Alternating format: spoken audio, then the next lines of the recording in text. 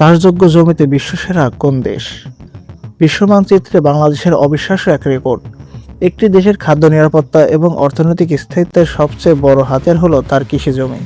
যে দেশের মাটির উর্বরতা যত বেশি এবং চাষযোগ্য জমির অনুপাত যত উন্নত, বৈশ্বিক খাদ্য সংকটে সেই দেশ ততটাই সুরক্ষিত। সম্প্রতি প্রকাশিত একটি বিশ্ব মানচিত্রে চাষযোগ্য জমির পরিমাণের উপর ভিত্তি করে এক বিস্ময়কর তথ্য উঠে এসেছে, যেখানে পুরো পৃথিবীর মধ্যে একটি অনন্য রেকর্ড গড়েছে বাংলাদেশ। বাংলাদেশের চাষযোগ্য জমির পরিমাণ 60%-এরও বেশি।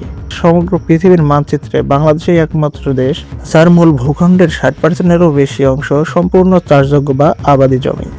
ভৌগোলিক আয়তনে ছোট হওয়া সত্ত্বেও মাটির এই অবিশ্বাস্য উর্বরতা এবং সমতল প্রকৃতি বাংলাদেশকে এই অনন্য বৈশ্বিক শীর্ষস্থান এনে দিয়েছে।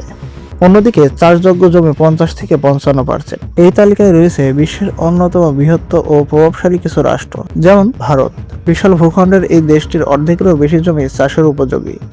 দ্বিতীয়তে রয়েছে ইউক্রেন, ইউরোপের অন্যতম প্রধান শস্য ভাণ্ডার হিসেবে পরিচিত দেশ ইউক্রেন। তৃতীয়তে রয়েছে ডেনমার্ক।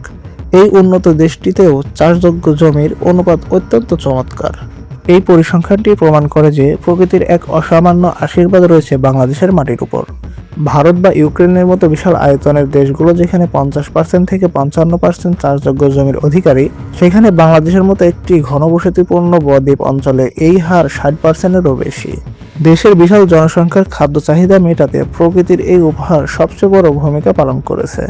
প্রকৃতির দেওয়া এই উর্বর চাষযোগ্য জমি দিন দিন অপরিকল্পিত নগরায়ন, শিল্পায়ন ও ঘরবাড়ি তৈরির কারণে হ্রাস পাচ্ছে।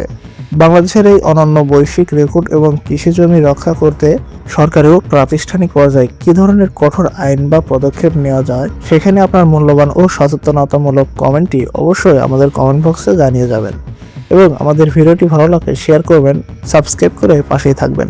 ধন্যবাদ সবাইকে।